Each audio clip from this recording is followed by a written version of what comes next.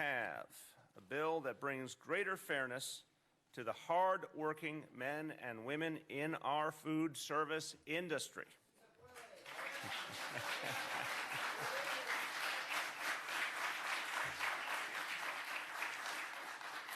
Intro 1011A mandates that whenever a food service worker is displaced due to a change in ownership or a transfer of contract, the new owner or contractor must retain the worker for 90 days.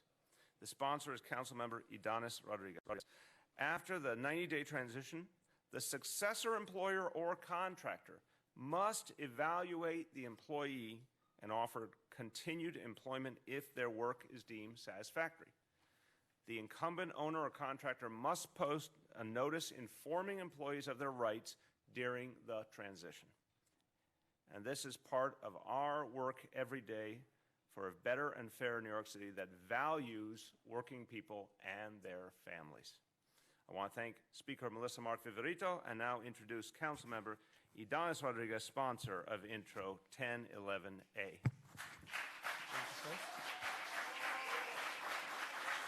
Se puede.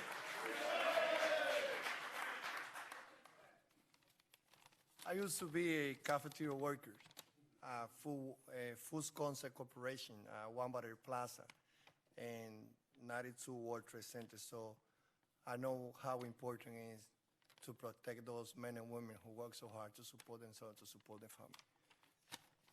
Thank you, Mr. Mayor, and thank you to my colleagues, Speaker Melissa Margarito, the legislative staff of the City Council, and to the great advocates who were a force behind the passage of this bill, including my sister and friend, Susie Lozada. A big round of applause for Susie. Susie make this as her baby, and together, working with the whole leadership of United here, Local 100, they make these things happen. I'm glad to say that today, cafeteria workers across the city will no longer need to fear management changes in their workplaces as they once did. By expanding protections for these workers through a 90-day period for retention, we will ensure that workers do not lose their jobs in the case of a management change. We know that this has been a concern for some time for members of this industry. Many of the contractors that manage cafeterias throughout our city have used changes in management to keep workers on edge and prevent efforts to organize. These hardworking men and women deserve the peace of mind that they can keep their jobs when management changes or find a job within a reasonable amount of time if they feel the new management isn't a good fit for them. This is becoming more and more of an established right for workers in New York City, as the council has now enshrined it for grocery workers and building service workers. And hopefully we can continue to expand these rights of retention for all workers across more sectors, affirming the importance of workers in our city and letting employers know that they are not expendable. I will continue these efforts together with the chairman of the Labor Committee, Councilmember Miller, and the speaker and the rest of my colleagues, and working together the administration. And I know my colleagues will continue to support them as well as we continue working to lift up the working families across the city in need of support. Thank you. Hoy es un día muy importante. Hoy es un día muy importante donde el liderazgo del alcalde pone su firma para hacer realidad la protección del derecho de los trabajadores de cafetería, que no vivan en miedo cuando una compañía nueva la compra en el estadio de los Mets, de los Yankees, de los museos, de los deportes. Hoy nosotros estamos haciendo realidad el derecho de los trabajadores y lo vamos a seguir defendiendo para expandirlo a otros sectores. Muchas gracias.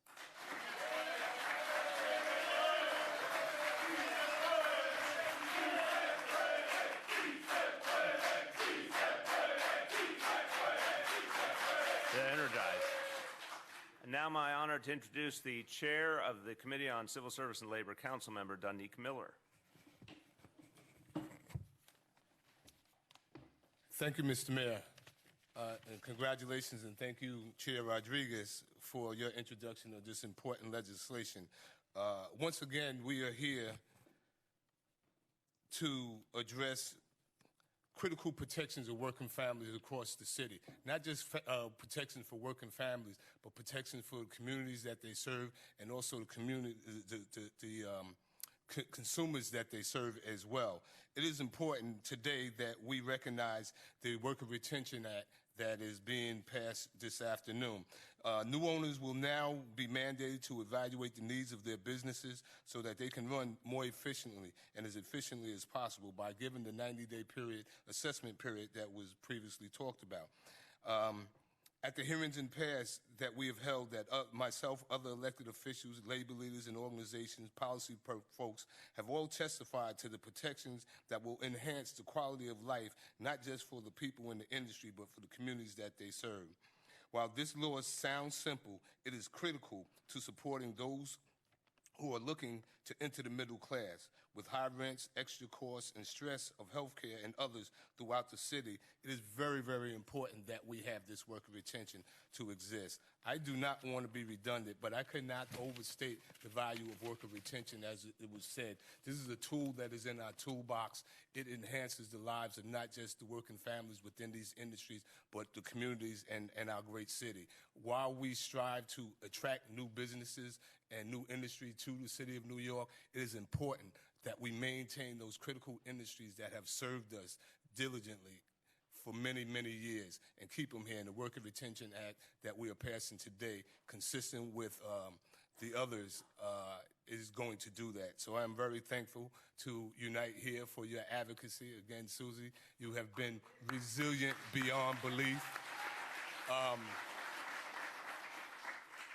Mr. Mayor, I thank you for your advocacy, and your team has been, that you have assembled, has been really, really a great partner as we strive to enhance the lives of working families in so many different ways. So I want to thank you and your entire team.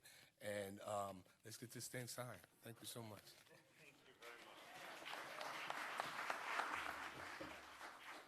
Thank you, Councilman. I want to call up two speakers who have signed up for public testimony right at the microphone over there. They're both very distinguished. First, the famous Susie Lozada. Please come forward. And Jose Maldonado. Please come forward.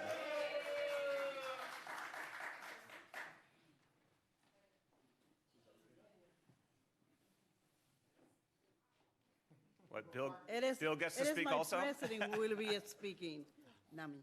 And you have to introduce yourself. Okay, Bill Granfield, president of Unite Here Local 100. And I'm here with Susie Lozada. That's all I have to say. So I guess it's up to me now, right? There you go.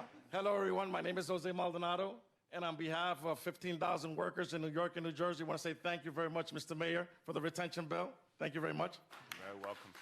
We also want to say, Donnie's, thank you very much. The Labor Committee and all council members, thank you very much. This is extremely important to us. You don't know how important it's to us. Let me just give you a recent example of what happened to some of our members. Even though this is going to help our union members, it's going to help non-union members.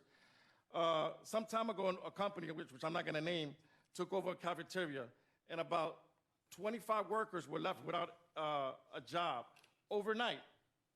For 39 days, we were out there in the cold picketing and asking for those job backs, right? And thank God, because of the pressure and the people and with the power of the people, we could make things happen, right? Absolutely. And those workers got their job back, right? But they lost 39 days of salary, right? In this case, this won't happen anymore because they have 90 days to work, 90 days to prove themselves, their skills and abilities, and what? And after those 90 days, they're going to retain these workers because our workers and our food service and our industry know what they're doing, right? So once again, thank you very much, and this is a step forward for the different types of industries that are out there. Thank you very much. Thank you. I would like to welcome members of Unite Here Local 100 to come up and join us for the bill signing.